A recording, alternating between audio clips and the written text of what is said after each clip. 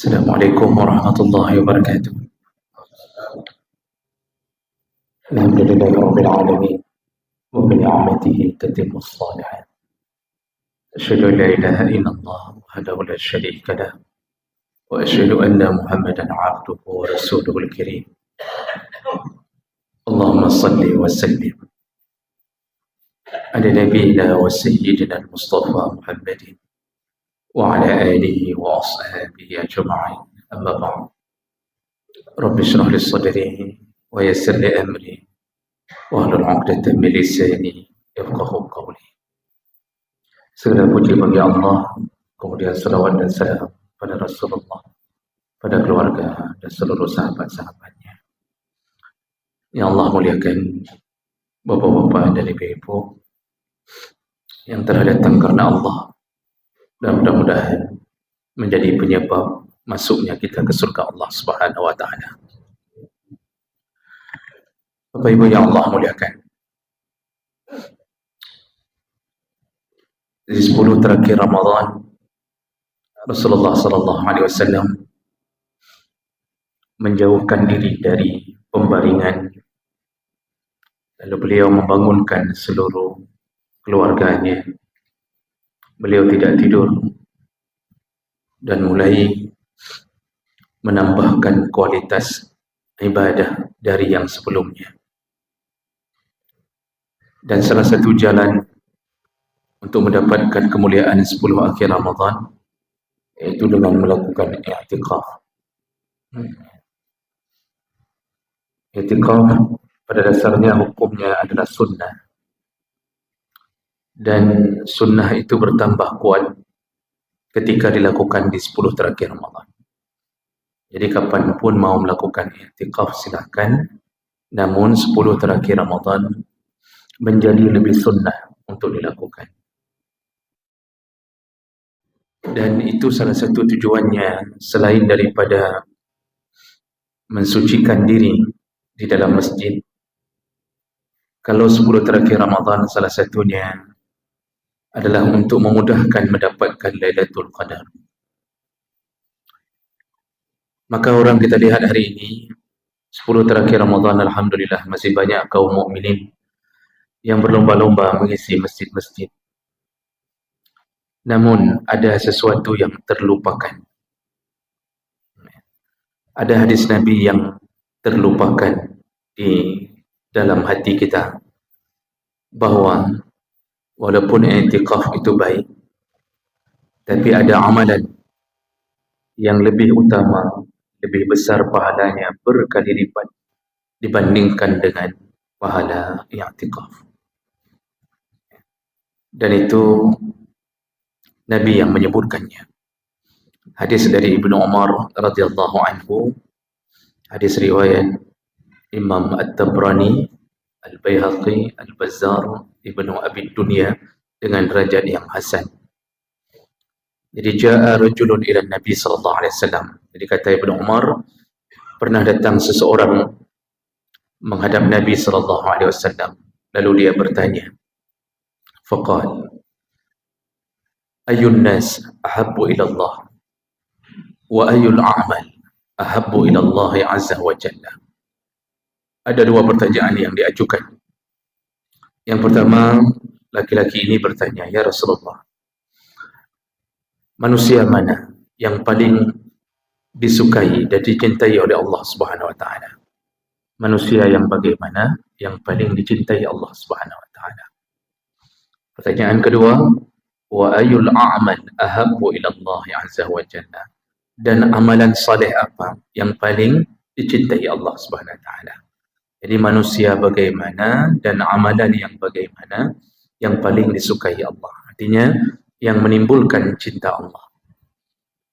Allah kalau sudah cinta pada hamba, maka Allah lah yang menjadi penerang dalam kehidupannya.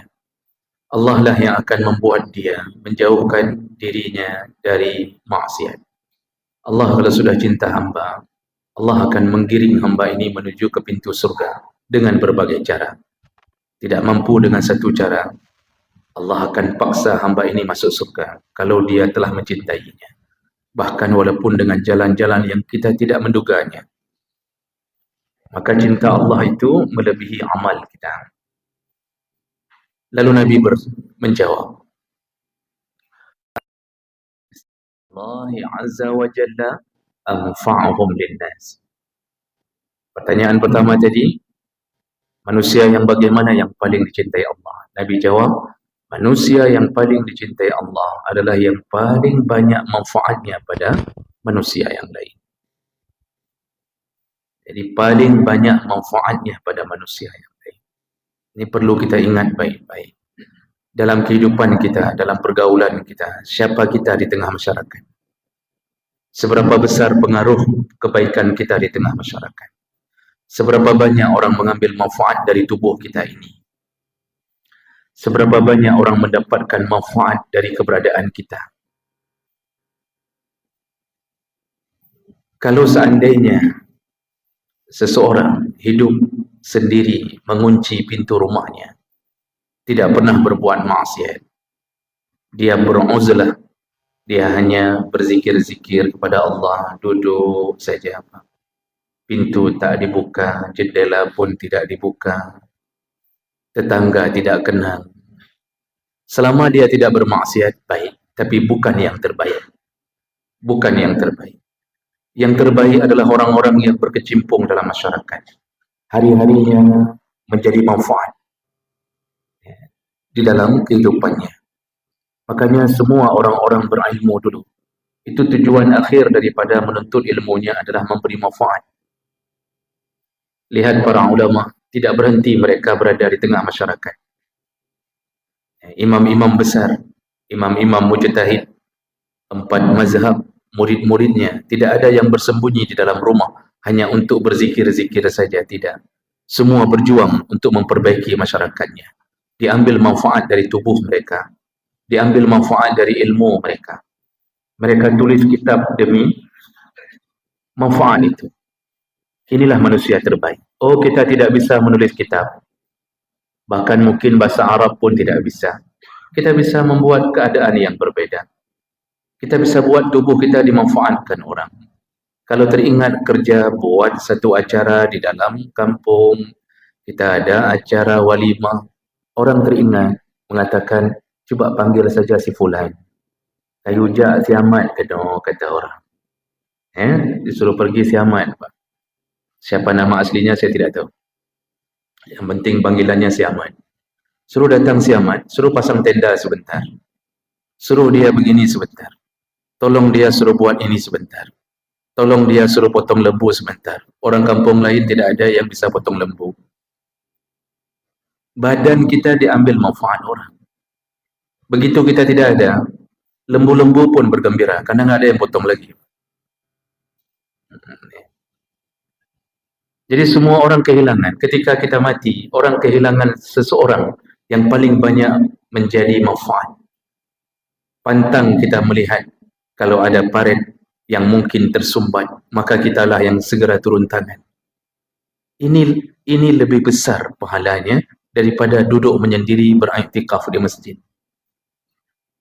Ini jawaban Nabi pertama tentang manusia yang paling bermanfaat pada manusia lain.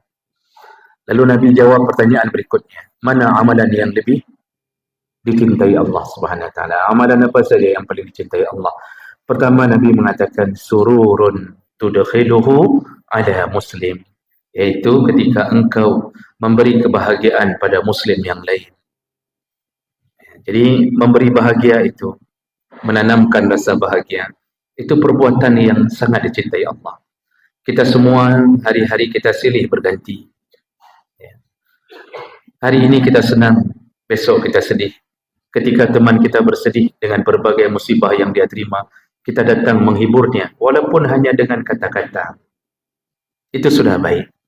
Mendengarkan curhatan, mendengarkan komplain dari orang yang sedang mengalami kehidupan yang susah, lalu kita beri jalan keluar, kita sudah baik.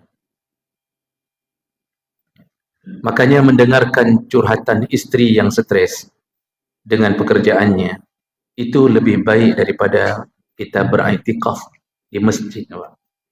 Kita iktikaf terus di masjid, nggak pulang-pulang kampung. Istri kita stres terus di rumah. Dia sudah terduduk di sudut kamar. Mau cerita tidak ada suami lain, karena suami boleh kahwin cuma satu. Mau cerita sama anak-anak masih kecil semua, yang ada cuma menambah sakit kepala. Anak-anak pasukan bodrek semuanya, bagaimana dia mau cerita? Dia tunggu suaminya, suami tak kunjung pulang. Padahal suami kalau duduk saja habis isya dengan istri menceritakan, istri cerita, dia capek. Kalau boleh, belilah mesin cuci, kata istri.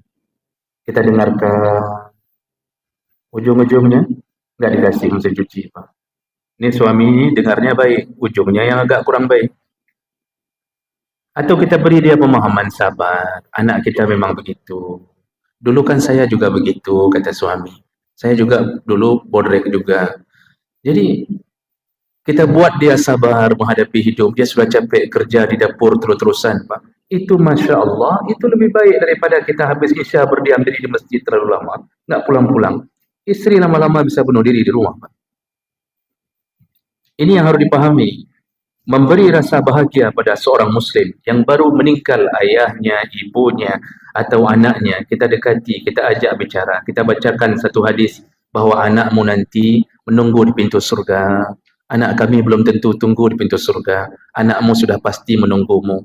Itulah yang membawamu ke dalam surga. Karena ada hadis yang menyebutkan bahawa tidak akan masuk seorang anak yang meninggal sebelum balik ke dalam surga sampai dia menemukan ayah dan ibunya. Mereka tidak mau masuk.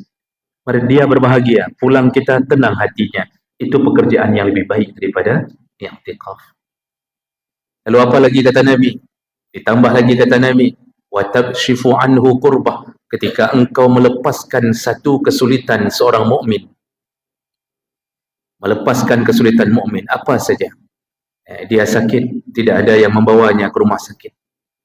Lalu kita segera menawarkan diri. Pakai mobil saya saja. Bahlung yang meh. Saya bawa ke rumah sakit. Ada tetangga kita terkena asam urat. Tidak bisa berjalan. Kakinya sudah berjalan dalam keadaan tertatih-tatih. Kita datang, lalu kita mengatakan, Bahlung beli obat. Biar saya yang beli obat. Kita keluar beli obat. Itu lebih baik daripada i'tikaf. Melepaskan kesulitan hidup seorang mukmin. Dia bingung. Kadang-kadang ada yang orang bingung menghadapi keuangannya. Kita datang melepaskan kesulitannya. Ini takshif anhu kurbah. Bukankah Nabi telah mengatakan, barang siapa yang melepaskan kesulitan seorang mukmin di dunia, Allah lepaskan kesulitannya di akhirat. Itu janji. Itu janji Nabi, janji Allah Subhanahu wa taala. Jadi jangan sampai kita salah kaprah, terus-terusan berdiam diri di masjid, sampai kesulitan seorang mukmin pun kita tidak mau lepaskan. Sampai mendorong orang yang menanjak di jalan aspal, yang meninggi. Barang banyak di belakang. Mungkin ada seseorang yang sudah tua, bawa sepeda. Dengan barang yang dia harus bawa ke pasar. Tiba-tiba tidak mampu menanjak. Kita tega membiarkan dia begitu, kita lewati. Kita tidak faham. Allah menunggu kita, malaikat sedang menunggu, engkau menolong atau tidak. Tapi kalau kita turun, lalu kemudian kita tolak sepedanya, kita tolak, sampai berhasil dia mencapai tanjakan yang tinggi, itu Masya Allah, itu lebih baik daripada duduk di masjid terus-terusan. Itu yang kedua, pertolongan amal terbaik. Yang ketiga, apalagi kata Nabi, au taqdi anhu dainan, engkau lepaskan hutang dari seseorang, meringankan hutang orang. Baik itu hutang kita sendiri. Jadi begitu kita lihat orang itu memang benar-benar sudah tidak sanggup bayar hutang lagi.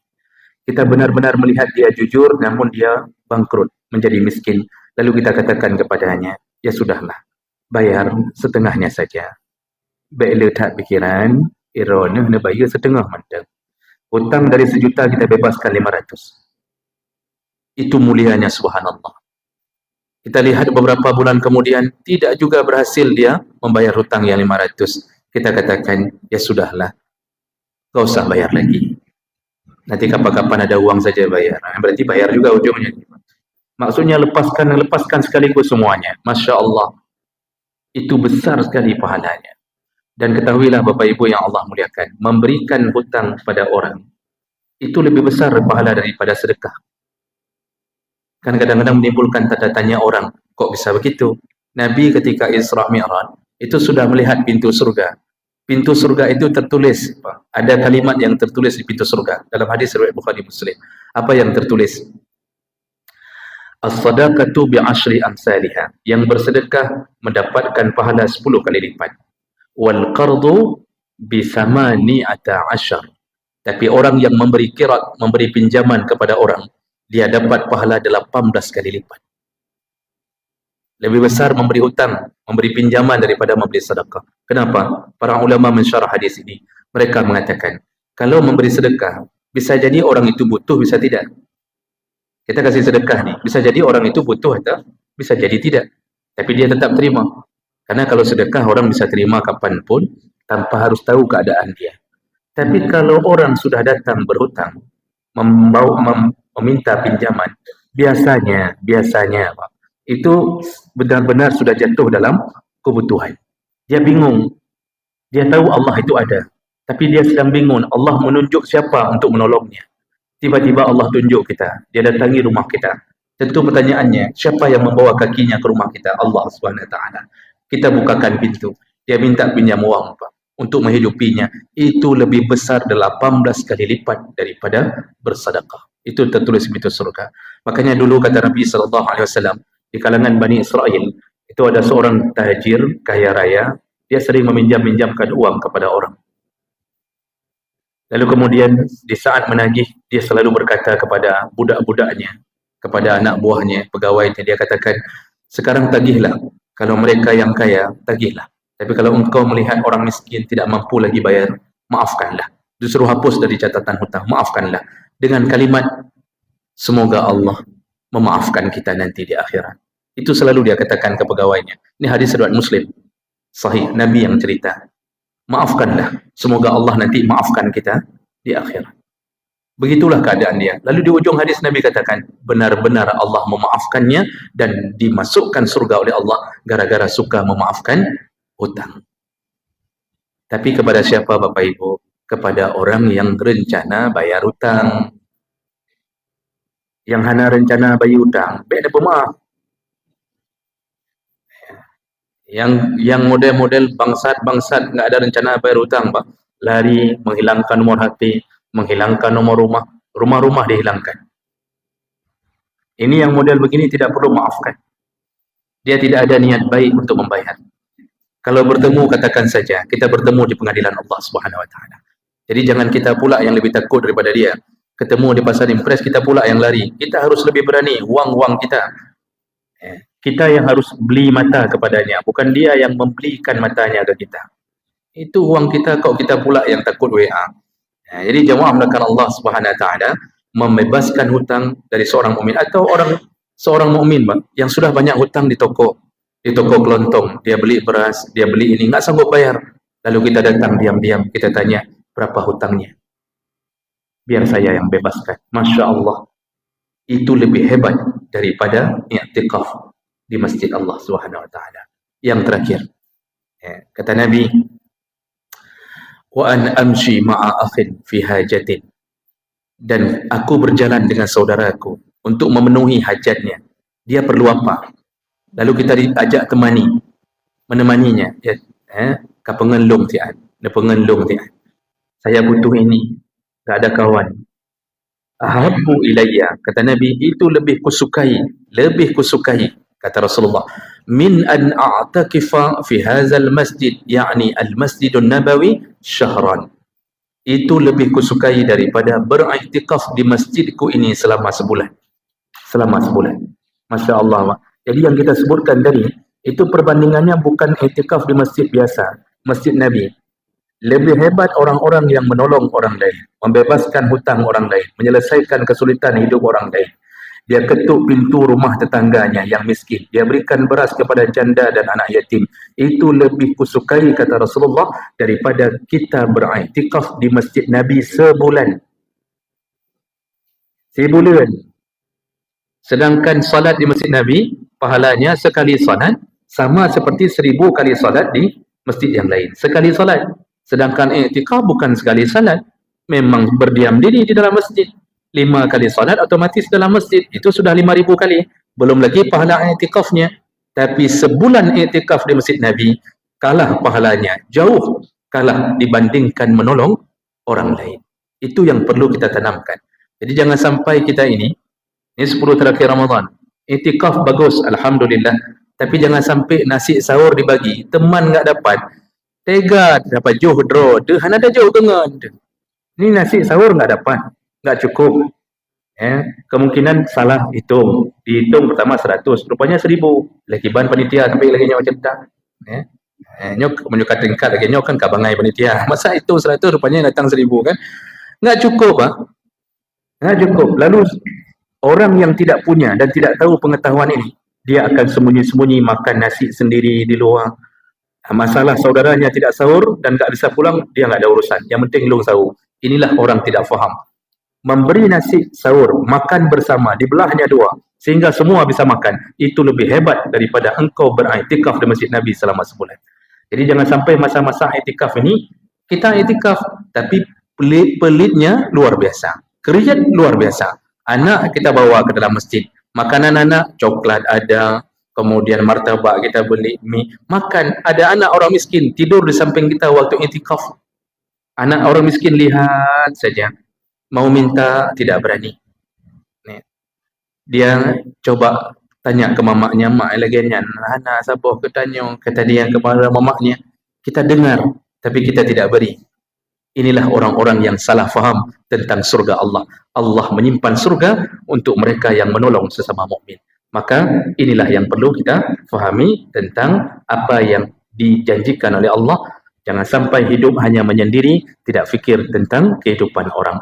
Demikian, semoga bermanfaat. Subhanakallahumma bihamdik, asyhadu an la ilaha illa anta, astaghfiruka wa atubu ilaik. Wassalamualaikum warahmatullahi wabarakatuh.